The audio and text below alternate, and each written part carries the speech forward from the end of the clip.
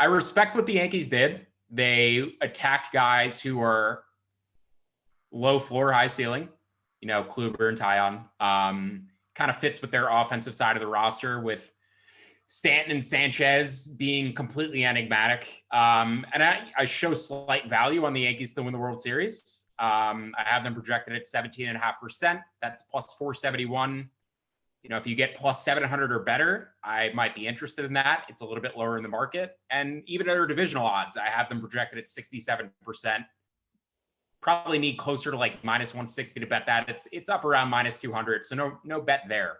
I also have trouble projecting the Yankees because number one, I don't know what I'm going to get from Kluber. I don't know what I'm going to get from Tyon. I don't know. I mean, is Herman, what am I getting from him? Severino off of surgery. So after Garrett Cole, what are your thoughts on the division? Do you have high expectations for any of these guys? You have Montgomery, you assume is going to have a spot. He's a lefty, and can he actually go 5-6 innings and maintain some form of stamina? So tons of questions about that rotation. Do you have just any thoughts there?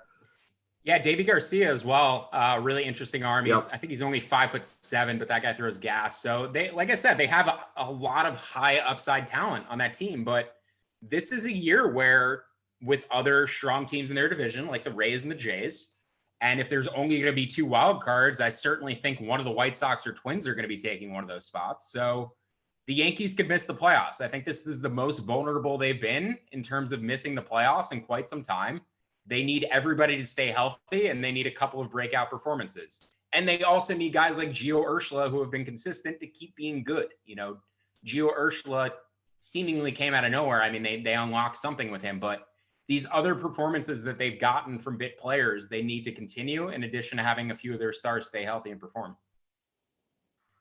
Yeah, and they still have a lot of great arms in the bullpen. They'll need their bullpen to stay healthy and continue to be dominant. They'll need Chapman to be great, Britton, et cetera. So, Colin, let me throw it to you. AL East thoughts? Any teams that jump out or you want to talk about? Yeah, I think you're going to hear a ton of negativity from me on 4 of these teams and a lot of positivity from me on one of these teams. So I'll start at the top with the Yankees, who haven't been to the World Series in 12 years. I had to look that up. Like, it's been that long since the greatest franchise in baseball has really been the key team in the big picture here. But that's actually first decade, I think, since in over 100 years that they didn't make a World Series. Yeah, what are these Zoomers, whatever the generation there is, or they're calling after Generation Z, what are they going to think about these Yankees that haven't been to the World Series in forever? But, I mean, Kluber is a number 2. I had issues with this guy's health a year ago, and my other problem that we talked about a year ago on this podcast was that I did not like the new Yankees pitching coach because he was more stat-oriented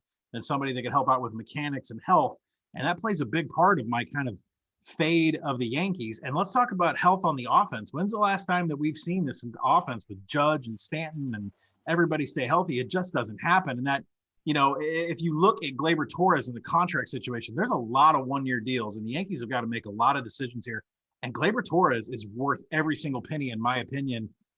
He's projected to have home runs in the mid-30s. It's worth noting his strikeout rate went from 21% down to 17%. He's now making $4 million on a deal, while Judge is making like $10 million on a deal, and Stanton's making $29 million. So they're going to have to pay Gleyber Torres, and he's worth every penny. And I think the real, if there's a prop on the team with the Yankees that I kind of like, it's Luke Voit. And I know everybody loved him for that home run last year in that chase, but what about RBIs here?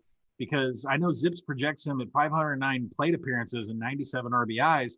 But if the Yankees can't stay healthy on their offense, Voigt's the guy that's going to be consistently swinging in 3, 4, 5 hole and probably, have enough protection with the other guys that are in the lineup. So I'm looking at Luke Voit futures. I know he's listed at 60-1, Circa Sports in Colorado and Nevada for home run. I do not see him on the board for an RBI prop at DraftKings. I will continue to keep my eyes open.